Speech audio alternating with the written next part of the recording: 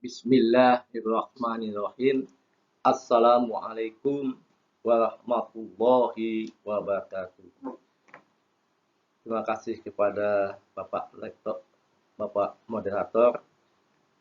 Pada siang hari ini, hari Rabu, tanggal 8 Juni 2022, yang mana saya akan mempresentasikan judul pemakalah saya dengan analisis black spot dan black sheet pada ruas jalan lintas timur kilometer 21,6 ke kilometer 25,1 Senayan di Kota Pekanbaru.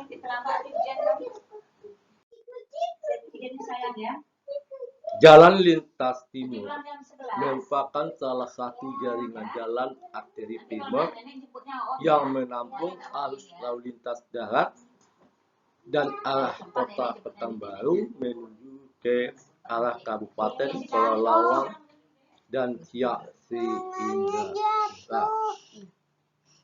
seiring dengan pertumbuhan penduduk dan juga dengan jumlah kendaraan terus meningkat setiap tahun.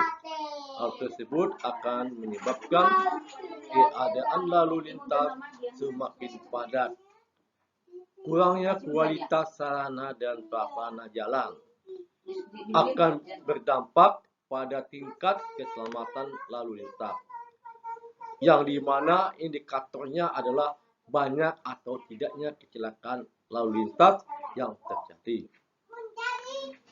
Sumber yang untuk mendapatkan menganalisis kecelakaan lalu lintas didapatkan dari sumber Satlantas Polresta Pekanbaru, data yang diambil dari tahun 2014 sampai dengan 2018, dan sebanyak 25 kali kejadian pada ruas jalan tersebut, termasuk lokasi black spot dan lokasi black spot. Tujuan melakukan penelitian ini yaitu pertama menganalisis tingkat kecelakaan daripada suatu lalu lintas di ruas jalan lintas timur kilometer 21,6 sampai 25,5 Senayan selama 5 tahun. Kemudian kita tadi kejadian kecelakaan, kemudian waktu, kemudian jenis kendaraan yang terlibat di dalam korban kecelakaan lalu lintas. Kemudian kita analisis dengan angka black spot dengan angka black sheet, kemudian angka accident rate-nya pada ruas jalan tersebut. Kemudian kita mengetahui faktor penyebab kecelakaan lalu lintas. Kemudian kita tahu dari cara penanggulangan untuk kecelakaan lalu lintas. Untuk mengatakan black spot, kalau kita artikan black spot itu salah satu titik rawan kecelakaan lalu lintas yang ditinjau pada lokasi terjadi kecelakaan. Suatu ruas jalan yang dikatakan black spot yang memiliki satu kriteria nilai dasar accident rate yang terbesar yang dipakai dengan standar ketentuan berdasarkan statistik probabilitas. Kemudian black spot yaitu titik rawan kejadian kecelakaan yang ditinjau pada ruas jalan yang diamatin. Suatu ruas jalan dikatakan black sheet yang memiliki kriteria angka accident rate-nya kurang dari 1, ambang batas.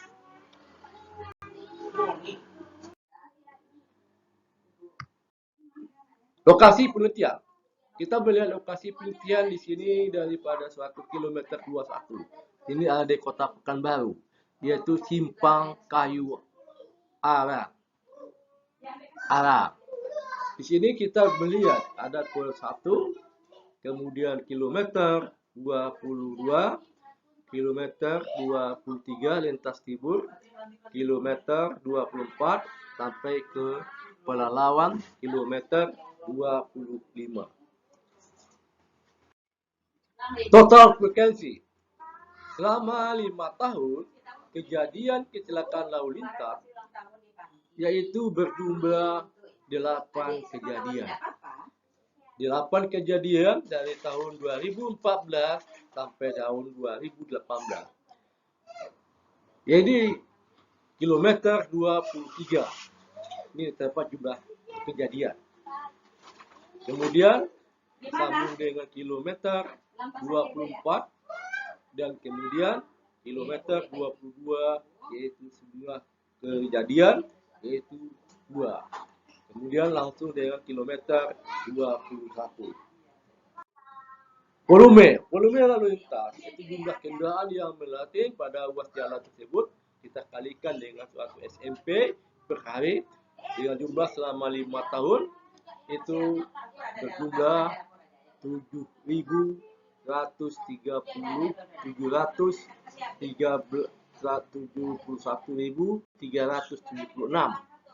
Kita rata-ratakan dibagi 5 mendapat 142.75,2. Analisis Blackfoot ini kita pakai dengan rumus suatu buku Traffic Engineering yaitu Pignataro pada tahun 19 sekian ya, yaitu dengan RSP. RSP di sini angka kecelakaan pada bagian jalan raya dikali dengan jumlah kali 1 juta dibagi dengan V. V adalah volume lalu lintas harian rata-rata dikali dengan jumlah harian dalam 1 tahun. Nilai Blackfoot tadi dari jumlah 8 kali kejadian kita ambil dengan jumlahnya kita bagi mendapat jumlahnya pada kilometer 23 berjumlah dengan 0,12. Inilah yang dikatakan nilai Blackfoot yang nilainya tertinggi.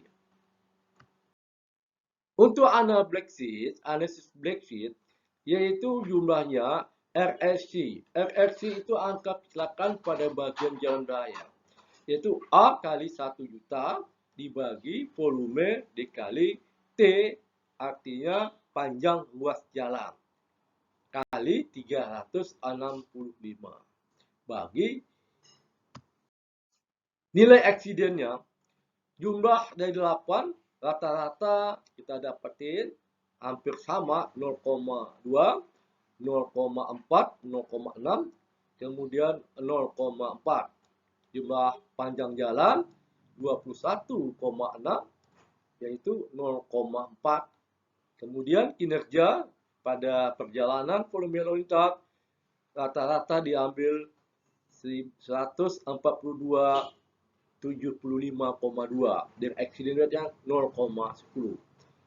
Kemudian kilometer 22 dengan 0,4 rata-rata accident rate-nya 0,08. Kemudian kilometer 3 ini 23 yaitu dengan jumlah kejadian yang 3 selama 3 tahun 0,12.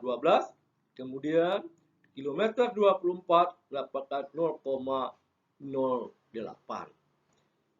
Kilometer 25 dengan jumlah kejadian panjangnya adalah 0 dengan panjang jalannya 0,5 dan kemudian hasil accident rate-nya adalah 0. Waktu kejadian hasil analisis yang diperoleh dari data kemudian direkap kemudian dikumpulkan kemudian kita cari waktu selama 24 jam.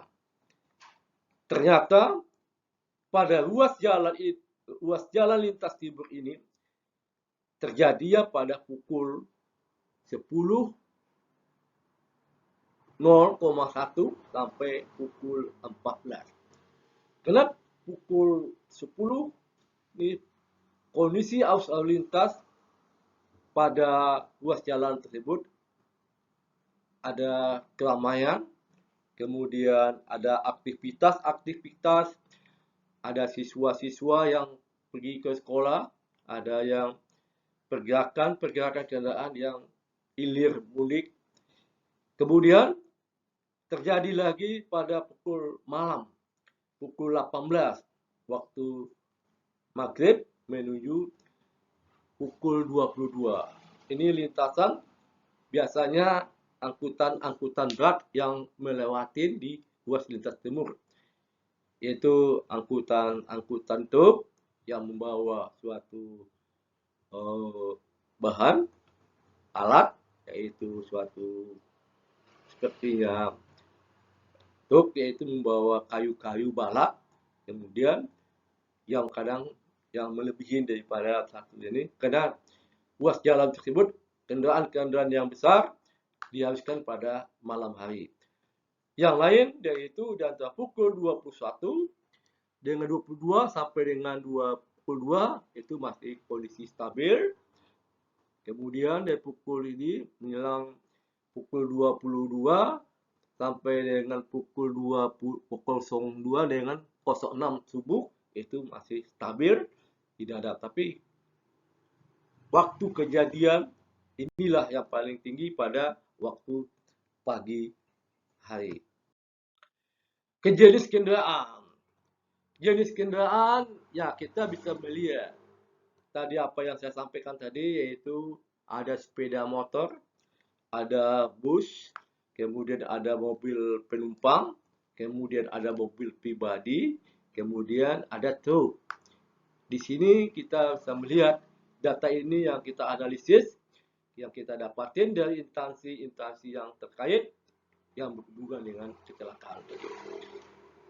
Di sini kita bisa melihat ternyata yang dominan itu adalah truk dan bus, yaitu sekitar 3 jumlah kejadian daripada tahun 2015 sampai dengan tahun 2018.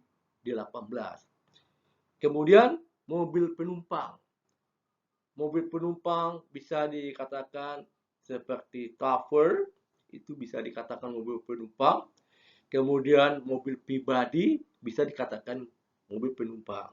Itu mobil penumpang dengan sepeda motor dengan jumlah kejadian selama 5 tahun 2, yaitu yang tabrakan yang terlibat jadi di tahun 2016 sampai dengan 2018. Kemudian dilanjutkan dengan truk dengan mobil penumpang. Truk dengan mobil penumpang di tahun 2015 sampai dengan tahun 2017. Berjumlah 2 kejadian. Jumlah korban yang terjadi paling tinggi adalah pada tahun 2015. Itu meningkat tinggi sekali, meninggal dunia itu dengan angka sekian. Kemudian yang luka berat warnanya kuning, kemudian yang luka ringan warnanya sekian. Kemudian disusul pada tahun 2018, yaitu korban berjumlah sebanyak sekian. Kemudian disusul lagi dengan luka ringan pada tahun 2014. Klasifikasi berdasarkan umur yang kita dapatin dari hasil data yang kita analisis, yang kita hitung dengan cara kuantitatif, yaitu umur di antara 35 sampai dengan 31 sampai dengan 35. Kemudian umur 41 sampai dengan umur 45. Angka ini yang paling tinggi klasifikasi korban berdasarkan umur. Kemudian dilanjutin dengan umur 31,5 di antara umur 26 sampai 30, kemudian umur 46 sampai dengan umur 50. Kemudian dilanjut dengan umur 16 sampai 20, kemudian umur 21, kemudian. Dari dasar ini kita mendapatkan bahwa umur rentannya sangat yang berbahaya karena ini mobil truk, kemudian mobil penumpang, ditambah lagi usianya ada yang relatif yang masih muda, yaitu mungkin dari sepeda motor di antara umur 16 sampai 20 tahun. Mungkin kalau kita lihat dengan hasil kacamata, yaitu usia-usia anak pelajar, anak siswa yang ada di sekitar kota Pelalawan. Faktor penyebab. Faktor penyebab di sini kita bisa menggambarkan. Faktor penyebab itu ada pengemudi. Pengemudi mobil penumpang berkisar 37,50%. Ini kita analisis daripada faktor penyebab. Kita kumpulkan data dari kejadian, kemudian kita analisis. Terdapatlah 37,5. Jadi pengemudi itu bisa dikatakan bisa lengah, bisa lelah, bisa mengantuk, dan segala macam. Ini faktor pengemudi. Pengemudi mobil penumpang. Juga dengan faktor yang kemudian faktor pengemudi dengan sepeda motor. Pengemudi sepeda motor bisa saja waktu dia mengendarai kendaraan, dia lengah, dia tidak bisa mengendalikan dengan kecepatan yang tinggi, tiba-tiba dia ada dari depan, head to head, dia tidak bisa mengendalikan, akhirnya bisa tertabrak oleh sepeda motor. Ini bisa terjadi dari faktor sepeda motor, daripada usia, dan kemudian daripada pengemudi itu bisa lalai. Kemudian faktor truk yang bus. Ini faktor ini yang sering juga yang dikatakan juga masih sangat dominan, yaitu 50. Ini biasanya yang angkutan bus yang membawa penumpang, kemudian truk yang membawa angkutan barang yang berat seperti kayu-kayu balap, kemudian yang lain. Inilah salah satu faktor penyebab daripada kecelakaan kerja. Ruas jalan itu, ruas jalan lintas timur di kilometer 21, kita melihat kondisi pertama, kondisi geometrik. Kondisi geometriknya kita bisa lihat jalannya ada lurus, kita bisa kelihatan. Di situ akan kita lihat ada suatu tempat-tempat, ada SPBU, ada toko-toko dan segala macam. Di sini di kayu alam. Di sini pada tahun 2015 ini terjadilah suatu kejadian kecelakaan lalu lintas.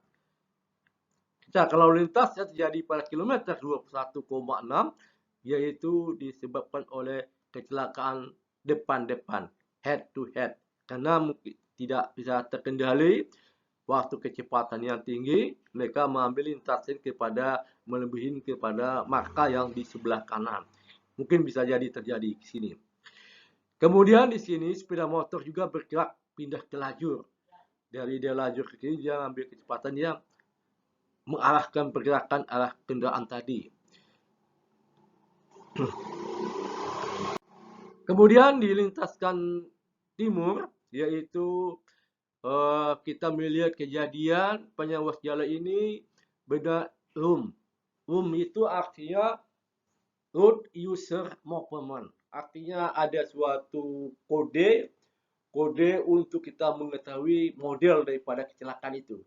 Apakah dia kecelakaan itu depan-depan, apakah dengan head to head, apakah itu lagi dia parkir, di situ ada kelihatan dari tadi kita bisa melihat. Maka dari data kita carikan kepada suatu room, kita artikan ini cocok atau tidak.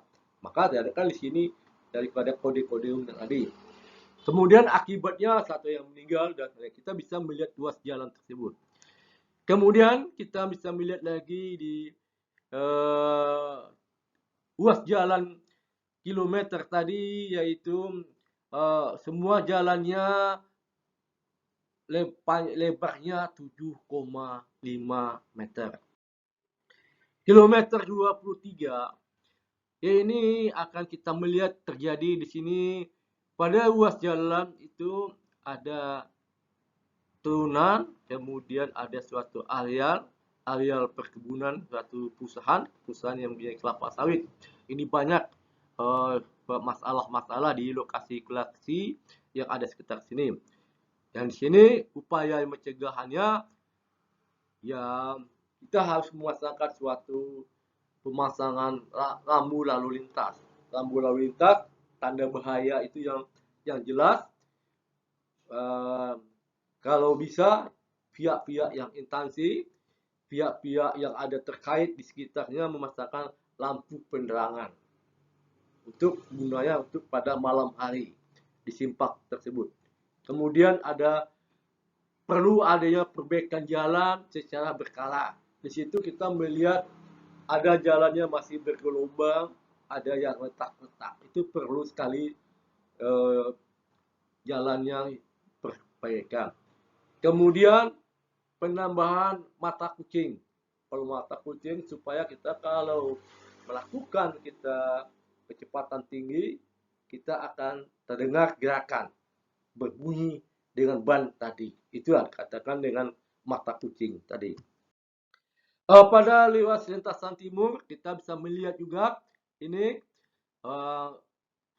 pada ruas ini kecelakaannya, upayanya harus kita perhatikan di sini sama juga dengan ini penambahan, kemudian perlu juga marka-marka yang jelas supaya pengemudi harus sadar tentang disiplin lalu lintas untuk keselamatan. Lebar jalan 7,1 meter, lebar bahu 2,1 meter karena tidak ada drenase. Maklum di luas jalan lintas timur.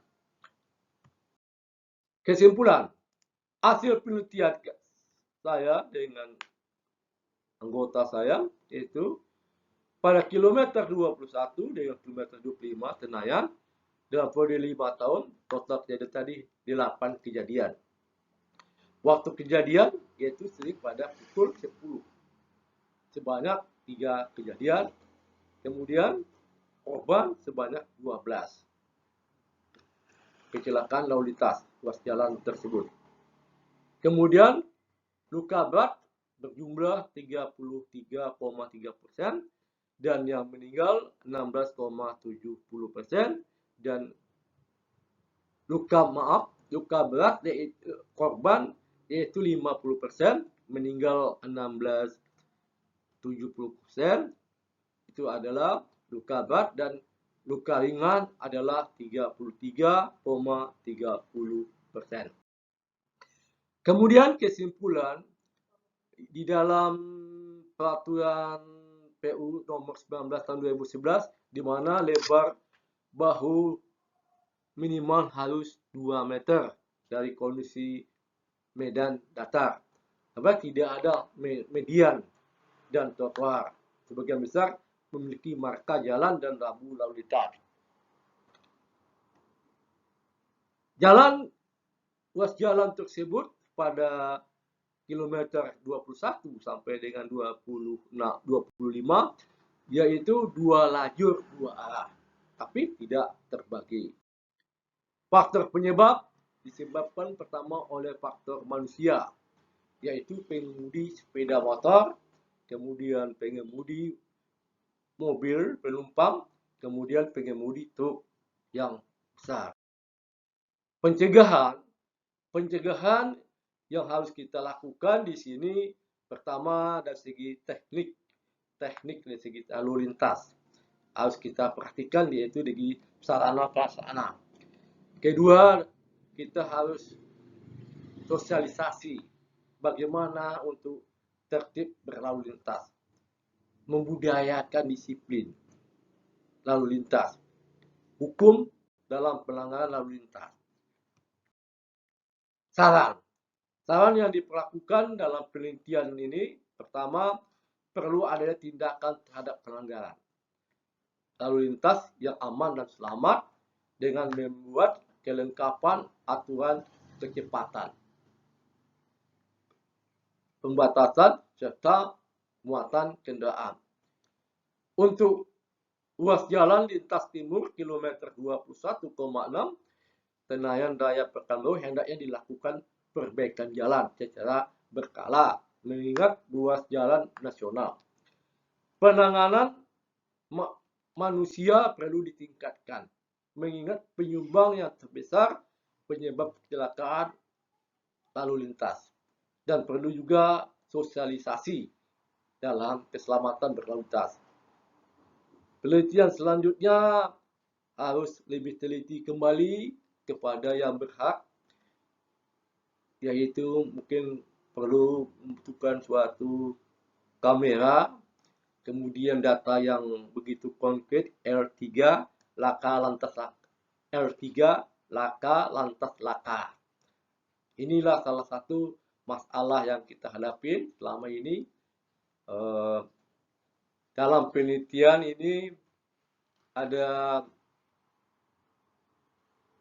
sulit masalah memintakan L3 karena L3 merupakan salah satu syarat yang harus kita penuhi untuk menganalisis daripada suatu data. Demikian yang dapat saya sampaikan dan saya sebagai pemakalah ID 41 memohon minta maaf kepada Bapak Moderator, kepada tim pemakalah yang lainnya, kepada panitia yang telah bersusah payah dalam hal ini.